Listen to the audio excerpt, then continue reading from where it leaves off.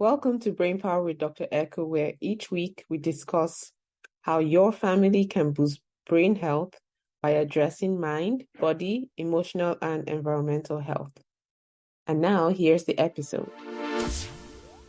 Hello, parents. Welcome to another episode of Brain Power with Dr. Echo. It's such an amazing day today, and I have a wonderful guest to introduce to you. Her name is Dr. Brandy Cummings. She's a doctor of clinical nutrition and expert in environmental health, and she especially takes care of moms with chronic illnesses. So, welcome to the show, Dr. Cummings. Thank you so much for having me. I'm excited for this conversation. Yeah, me too. I want to hear all about your story about mold. So, well, please introduce yourself further to our guest. Sure. So, as you mentioned, I'm Dr. Brandy Cummings, and I have been in practice for 9 years now. And I primarily focus on supporting moms with chronic illness now. I wasn't always in that space. I used to focus a lot on fertility. And then before that, I focused more on, before I went to graduate school, I had my practice, just a basic nutrition practice, and I was more focused on just basic education around nutrition for people. And then as time went on and my own life experiences happened, I just wanted to get more and more clinical in my practice. And then the chronic illness piece just really called to me because of my own experience with molds. And I live in Idaho. I've got two little girls, and we love to homeschool and just spend as much time as we can together while they're still little because it goes by so fast. So between practice and homeschool and mom, that is pretty much that takes up my day. Like, that's not enough, huh? Right, right. Right. Oh, my goodness. Yeah, so wonderful. So, yes, you mentioned you have a mold story. So, I'd love to hear it. Yeah, so in 2015, I started getting really bad vertigo spells. Really, really bad. And, I tried all of the kind of first line things that people recommend to you, different Epley maneuvers, and I got screened for Meniere's disease, and I did a bunch of testing, and I bounced around to a lot of doctors, and nothing was helping. And it was just getting worse and worse. And then I started having a lot of increased anxiety, a lot more brain fog. I was having erythema nodosum on my legs. It's just like bumps on your legs that are really red and hot and irritated. And that was weird. I had that symptom before as a reaction to birth control when I was a teenager. So it wasn't my first time with that, but I was like, something's up with my hormones because I know that my body does this when something's up with my hormones. And so I just went from practitioner to practitioner, unable to find any answers. I suffered a miscarriage during that time. And as time was going on, my mental health severely suffered. I was getting extremely depressed. It was a very, very low, dark time in my life.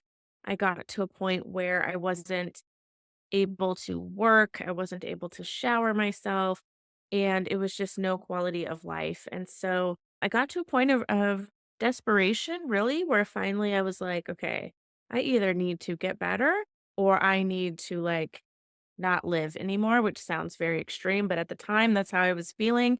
I just could not do what I was doing. I had to go one way or the other. And I just so happened to meet this practitioner, and I started working with him, and we did some additional testing. We dove deep into my genetics and genomics, and he was the one that really saved my life, I feel. And once I started working with him, it was like I just knew it was working. Like in my head, I was like, oh my gosh, for the first time in years, this is working. Like I felt like I was coming back into my body where I had just felt like I was just a host. And I was coming back online in a lot of different ways and being more present and fully in my body. And so I worked with him for several months, and then I got pregnant again, actually, and then I gave birth to my first daughter. So I kind of had to halt any kind of heavy duty detoxification work at that time. But I had I had my daughter, healthy baby, and 4 years later went on to have another baby. And so, you know, all that time of also having babies and giving birth and raising kids, that's when I was like, you know what? I'm not the only mom that is struggling with these kinds of things. And it took me years to figure out the missing piece. And if I could save any mom time, especially when their kids are little, I don't want you to miss that time. It goes by so fast. And so that's when I really pivoted my practice to focus primarily on supporting those mamas. Wow. So with the testing that was done, that's when they discovered it was mold that was fueling the symptoms you had? Yeah, so we did some mycotoxin testing, and then also my genetic testing was very eye-opening as well, that I just had more susceptibility to, decrease detoxification capabilities, and so that was very eye-opening as well. And then once that seed was kind of planted in my head, I was like, "Where's this coming from?" And at the time, I was working in a building that was it was actually registered with the city as a historical building because it was over 100 years old. And so I went down in the basement and there was just like black mold everywhere. And I was like, okay, this makes sense. So yeah, I had to quit that job and it was a whole thing. Wow. So painful you went in the basement to look. Yeah. Then you Yeah. would be doing all the treatment, but nothing would be getting better, right? And that's why it's so important to go to the root of what's driving behavior that you see and not just use medications as a band-aid. So I'm so Right. glad that you found the person that you did. That's wonderful. So Oh my gosh. Yes, me too. It was like the universe dropped him in my lap because I had actually gone to a conference. I wasn't feeling well enough really to be going to that conference. And in fact, the keynote started on day one. I had to leave. I had to go outside. I had to go take a nap under a tree. Like I just couldn't function. And he was at that conference. And it was like the universe just brought me there so that I could meet him and get the right people on my team. that's wonderful. So you mentioned the symptoms that you had, but I know that there are other symptoms of mold. So can we talk about the things that moms can look out for? And Yeah. because I'm hoping that somebody will hear this and say, wait, that sounds like me, and now can go get the help they need. Yeah. They're very nonspecific, which is the tricky part. But the top ones that I hear: anxiety, joint pain, constipation or other GI distress, ang hair loss, that's another big one. Brain fog is a really big one. And then a lot of times there can be sometimes if there's an underlying infection that's going along with this, like if somebody has Lyme disease or a co-infection or something, there could be migrating pain that could be part of it. Weird skin rashes could be related to the mold or the co-infections as well. And then some other symptoms that are maybe not as broad and specific. There's changes in your vision that can happen. There's actually a visual screening test that you can do online where you sit in front of your computer and take this test. It's not diagnostic, but it's just a tool to kind of help give you some more information. So changes in your vision, also, like ice pick headaches could be a sign. The vertigo, like I had, could be a sign. Any time where you know that there's just something really not right, and especially if you've done all the other things, then it's really time to kind of start considering that as a possibility. Yeah, yeah. No, that's so important. So for the moms who may be listening to you and say, wait, you just mentioned a few things that sounds like me. Yeah. What do they do next? Like, where do they go from here? Yeah. I mean, that visual test, which we can put a link, I'm sure, in the show notes, but that's very helpful place to start just to give some additional insight and information. I do like testing. I do like doing some mycotoxin testing. I usually like to pair that with organic acid testing because the organic acid testing can give us insight into if there's colonization of the mold that has happened. It's one thing just to be exposed to the mold, but if we're having, microbial colonization and growth in the body, that's a different thing. So we can pick that up or have clues to that on the organic acid test. And those are functional tests, and everybody likes to jump to functional tests because they're colorful and pretty and exciting. But let's not forget about how powerful blood chemistry is. Like, let's not skip over that. We can get so much information on what's going in the body for a much lower price point if we run good blood panels and have good comprehensive analysis there. Some markers that I add with these people, of course, looking at like inflammation. So, C reactive protein can be helpful. MMP9 can be helpful. It's another kind of inflammatory marker that I often see that's elevated. And then just standard blood chemistry as well, all of those traditional panels looking at thyroid, iron, lipids, Yes. CBC, all of those as well can give us some insights. But I That's think it's important to do some testing, and really kind of figure out what is going on here. right. No, absolutely important. And so we've talked about the testing, but can you speak to that mom who's just struggling? Like, how did you get through? You mentioned it was some years, right, that you were going through this process and you're really struggling.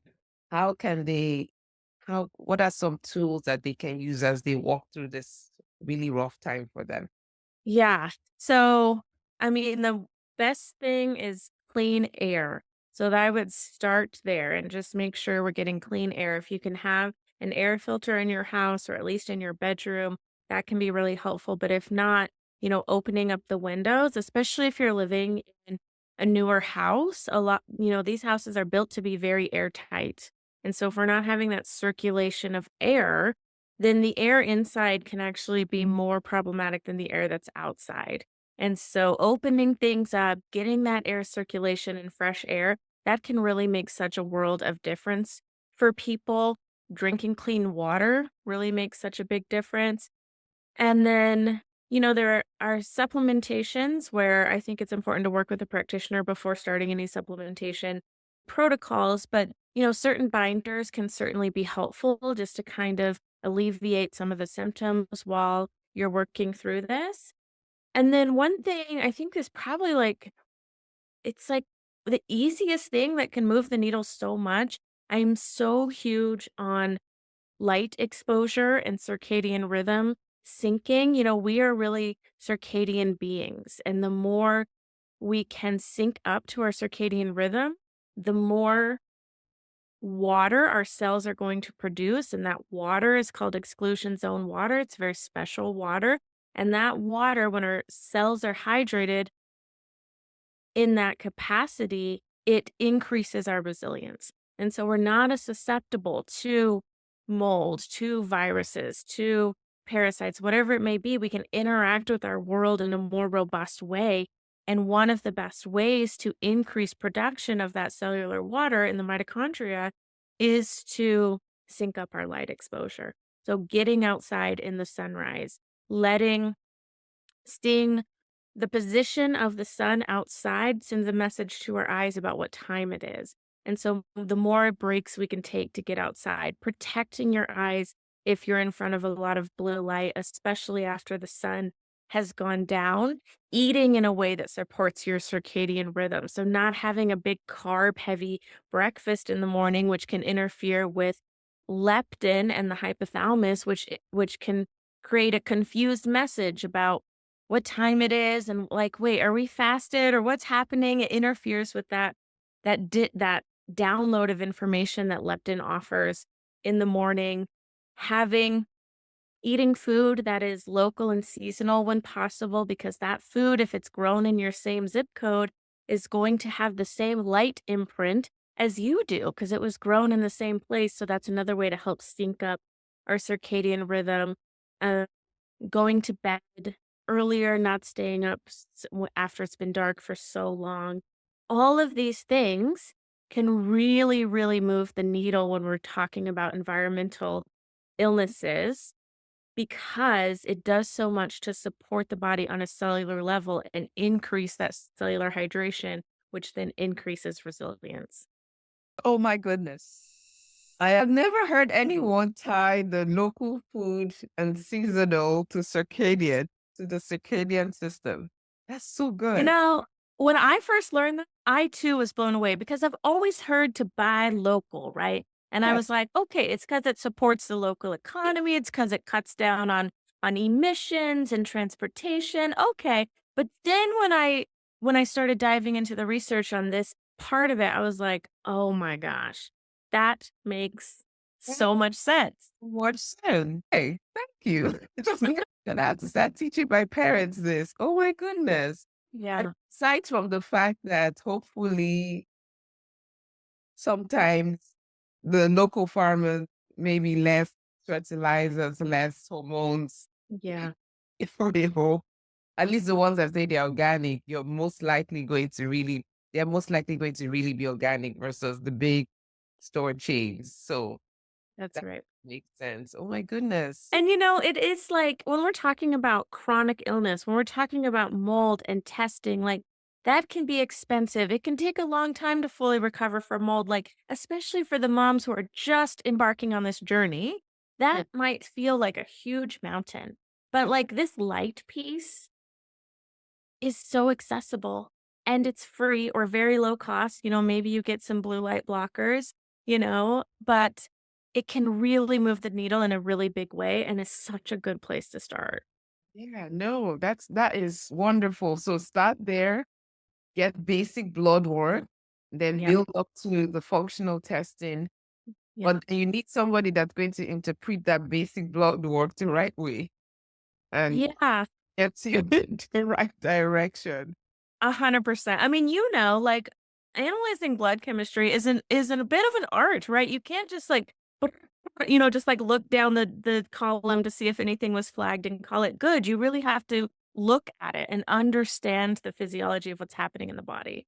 Right, right. So is there a place where people can go find a list of practitioners that maybe in their local area, or do you serve people anywhere in the country?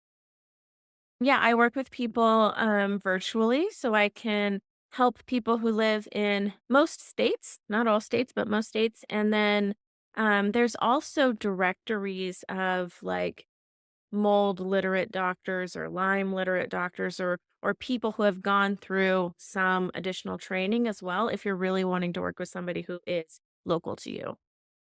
Wonderful. And please, if you don't mind providing that for us so we can link it in the show notes, that would be helpful. Of course. Yeah, yeah, no, that's really good. So in terms of the emotional, because I know the emotional piece is as linked to the environmental piece.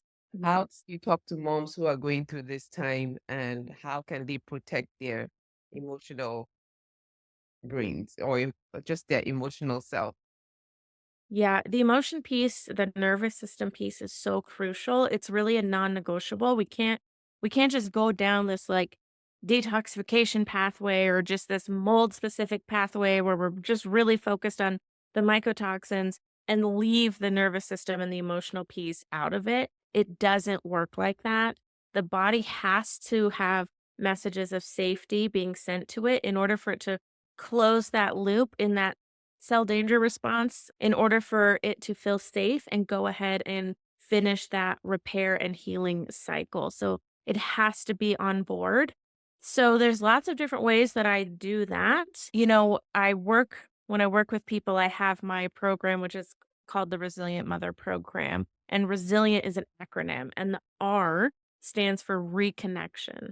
And that piece is so important because it's reconnection to the earth, it's reconnection to our food source, it's reconnection to our self and our purpose, which we can really lose sight of as moms, and reconnection to our community, which we can also really lose sight of when we become a mom. We just don't have a big village of support like we used to. And so being able to curate that and have that village, have that sense of community. Remember who you are as a person and not just a mom, but who you are. and what your goals and your purpose and the legacy you want to leave is, having those conversations is so important. And we have to have those conversations because if I just talk to you about, okay, well, this is your protocol to detox from this mold, I would be doing you a disservice. We're missing a whole big, huge component because when a mom feels supported and has a sense of purpose and is working on her own self improvement and her own self goals and is connected to her food and just has this whole reconnection piece that is so often missing, the rate of improvement just goes much, much, much faster. Yes, yes, absolutely. I totally agree with that because I mean, you can't move anything forward unless you're in alignment, right? With Right. yourself, Totally. at peace. Even in spite of what's going on, you can still be at peace with yourself, even though it doesn't seem like your life is going right. So That's it's right. being, No matter what is happening, there's always things we can do. yes, absolutely. So what's the rest of your acronym stand for? I'm curious. So the E is environment. Okay. Nothing heals the body as well as the body heals itself, right? Given the right inputs and environment. So making sure that our environment is good. We have S for sleep and stress, which is very important to healing. And then we have I, which is for inflammation or underlying infections. And then L, lab testing. And then I, the second I is improved digestion. And then the second E is energy and mitochondrial work. So, really looking upstream and how we can support the body on a cellular level. N is the nervous system piece that we just talked about. And then T is the toxins. Wow, you're very comprehensive. Everything is Yeah, I mean, when we're talking chronic illness and where people have been suffering for years, that's the kind of approach it takes. And it's not all of those things at one time, but right. it's like over time. These are I packaged it, when I was actually creating this acronym, I had this piece of paper and I had all the things that like I do and focus on. And when I looked at everything, I really distilled it down. Like these are the things that at some point we need to work towards and address. Right, absolutely. Wow.